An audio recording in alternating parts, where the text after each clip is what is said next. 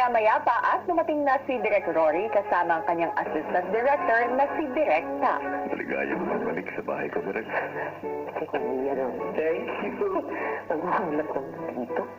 Kuya, ito si Tak, ang aking associate director. Bilang assistant director, ano ba ang mga tungkulin mo sa set? Tulungan yung director ko para makapag-focus siya sa pagturo ng tamang pag-acting ng mga artista.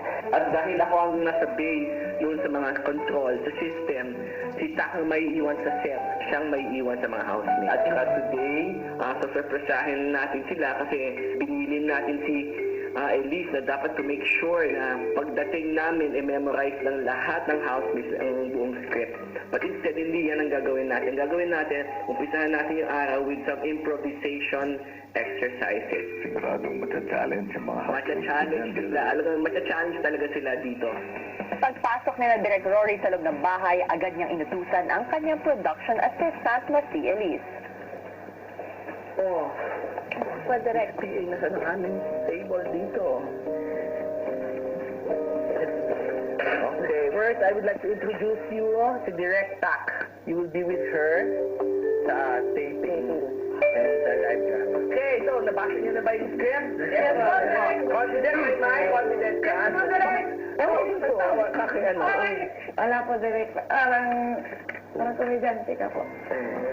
Kala ko na pagkamala mo kapatid.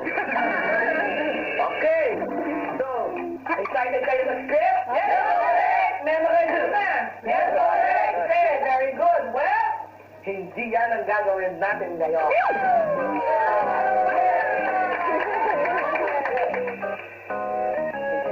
Sino nakarinig na nito? Yes. On the spot po na scene. Okay, yes.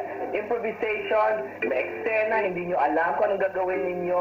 Dapat lagi kung anong ibabato ng artista. Marunong sumakay ka agad. Anything can happen pag live drama. Dapat masalunin nyo ang isa't isa. Ang importante, alam nyo ang sitwasyon, alam niyo ang character ninyo, at alam nyo yung objective ng eksena. Get?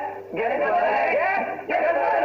Sa gagawing improvisation, bibigyan lamang ni Direk ng 10 seconds ng housemates para basahin ang kailangan nilang gawin.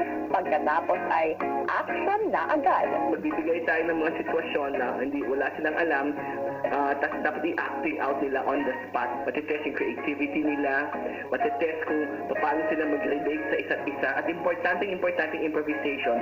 Kasi pag nag-live drama na tayo, at may sumablay dyan, dapat masalo nila yung buong eksena, dapat masalo nila yung isa't isa. Unang sumalang sina Edward at Tanner. 3, 2, hello, ladies and gentlemen. Welcome to Miss TVZ 2017. Partner, come in. Well, everybody give a nice hand of applause for Tanner Mata. Look at this, Tanner Mata. Salamat, Edward. Never been happier to host this show. TVZ 2017. Now, Tanner, we have a very special guest with us tonight. God! Wala nakakaintindi sa'yo. Di ba may location yan? Sa Alasan. Bumalik kayo. Good evening mga kapamilya! Welcome sa lahat kayo sa Mix Team TVZ 2017. Kamusta ka sa drama, kaibigan? Kamusta ka, Tanner? May isang special guest dito, ha, di ba?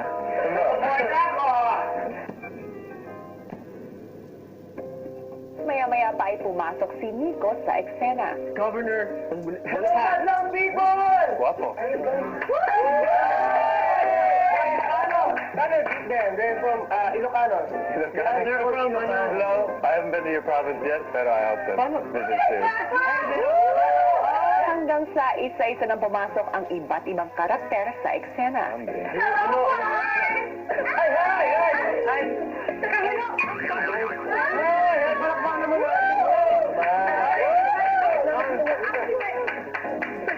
Uy, kamusta ka?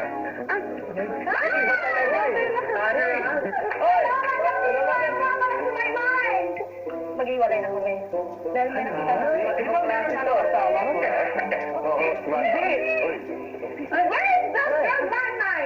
Sino ka? Marmay! Ano ba? Where's that girl wearing yellow? Ang dami na ba niyo? Hindi nandito pa siya. Marmay! Hello. Hello to the press. Send the box. Send the box. Unang mamaya. magaling Sabay din. ka camera. She's creative at matalino. Kuha-kuha ka agad niya yung instruction. Creative siya mag-isip. At pag may dumating na bago, ang bilis niyang makisakay.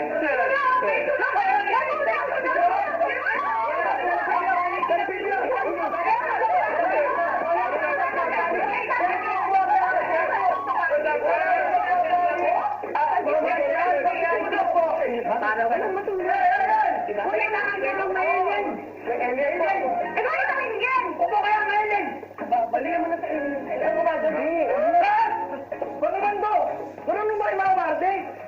Ikaw, sino yung una? Yung dalawang host. Hindi kayo marunong Tagalog. Eh, nasa probinsya dapat mag-Tagalog kayo. Si McCoy din, ang bilis. Mabilis din si McCoy. Alam din niya kaagad kung anong objective, kung anong situation. Alam din niya kung anong yung character niya. Sisi po ako po. Magpipresenta bilang leading lady nyo. Magaling po ako direct. O, kita nyo naman, prepared ako. Pwede po direct? Sige nga. Saka kung may natin dito bagay maging leading lady, doon ka nga. Sa likod ka, doon ka. Sige nga. Di ba? Ay! Ay, wala na. Ay! Uy! Oh, nasuklay ka ba? Nasuklay ka ba? Maganda naman ako leading lady. Maganda yung tsura, maganda pa na namin. Kita-kita mo talaga kung sino napato. Kapag may bagong dumating, hindi na nila natataranta sila, hindi na nila ma-carry on. Number one winner dyan talaga si Maymay. Ibang klase si Maymay. Ang husay, ang bilis. Ang bilis pick up. Sobra talaga. Patayo ako dyan kay Maymay. Talaga. She is the next superstar on PBB. I have no doubt about it. Information nga ito. Lalabas mo na. Okay. Nang matapos ang unang round ng improvisation, Maymay, Kisses, and McCoy. Very good kayo. Okay? The two of you, Edward and Tanner, had a hard time relating to each other. Language, again, I will say it's not acceptable, really. You entered strong, Cora, but you were not able to change the thing. Walang nakilig sa'yo. The same thing with you. Kung pumasok ka, aliens! Oh, wala naman nakinig. So nag-fade out ka din. You came in okay, Elise, but it was weak. Your energy was not able to change all. Mahina ang boses mo, mahina yung ganyan mo. So you get what the exercise is about? Improvisation. Because when we do that live drama, you're on your own to hold also the attention of your audience. susunod. Uy, shooting star! Yan, once na rin yung lang yung ganyan.